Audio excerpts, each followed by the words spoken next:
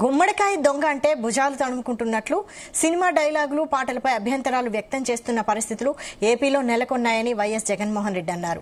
Cinema డైలాగులు కొట్టినా పోస్టర్లు పెట్టినా కేసులు పెడుతున్నారని ఫైర్ అయ్యారు. అసలు సినిమా డైలాగులతో చంద్రబాబుకి వచ్చే నష్టం ఏంటి అని ప్రశ్నించారు. ఏపీలో సినిమా డైలాగులను ప్రదర్శించారని ఇద్దరిని రిమాండ్కు మరో 131 మందికి నోటీసులు ఇచ్చారు. రోజంతా పోలీస్ స్టేషన్లలో కూర్చోబెట్టి వేధిస్తున్నారని ఫైర్ అయ్యారు. ఛార్జ్ షీట్ లో అదర్స్ అని పెట్టి వాళ్ళకు కావాల్సిన వాళ్లను అందులో ఇరికించి ఇబ్బంది పెడుతున్నారని ఆరోపించారు జగన్. ప్రజాస్వామ్యంలో ఉన్నామా లేదా అన్నది నిజంగా ఆలోచన చేసుకోవాలి. మనం అంతా ఇలాగొచ్చే నష్టపోయింది. అదే సినిమా డైలాగులు రాసుకున్నాడు, పాట పాడితే పాడినాడు, డైలాగులు కొడితే కొట్టినాడు. ఇలాగొచ్చే నష్టమైంది అంటాను నేను. గుమ్మడికాయలు దొంగంటే భుజాలు తడుముకున్నట్టుగా ప్రతిదీ కూడా వాళ్ళు ఏమన్నా కానీ నిన్నే అన్నట్టుగా నువ్వెందుకు బాధపడతా ఉండవు? 131 మందికి నోటీసులు ఇచ్చినారు. సినిమా డైలాగులను పోస్టర్లుగా పెట్టినందుకు ఇద్దరిని రిమాండ్కు పంపించినారు. 131 మందికి నోటీసులు ఇచ్చినారు.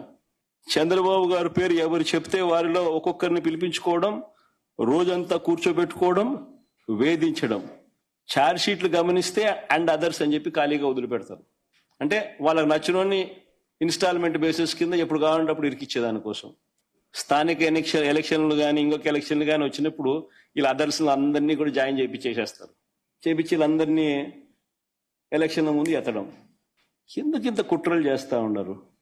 ప్రజాస్వామ్యంలో మంచి చేసి ప్రజల మనసులను గెలుచుకొని పాలన చేయాలి. అది సత్తా. అలా చేసి నువ్వు ఇలా అను, అది సత్తా. అంతే తప్ప నువ్వు అన్యాయమైన పాలన చేస్తూ నిన్ను ఎవడైనా ప్రశ్నిస్తే ఆడిట్టన్నాడు, వీళ్ళిట్టన్నారు, వాళ్ళు అట్ట మాట్లాడారు, ఇట్ట మాట్లాడాడు అని చెప్పి తోసేయడం, స్టేషన్లో పెట్టడం ఏమిటి?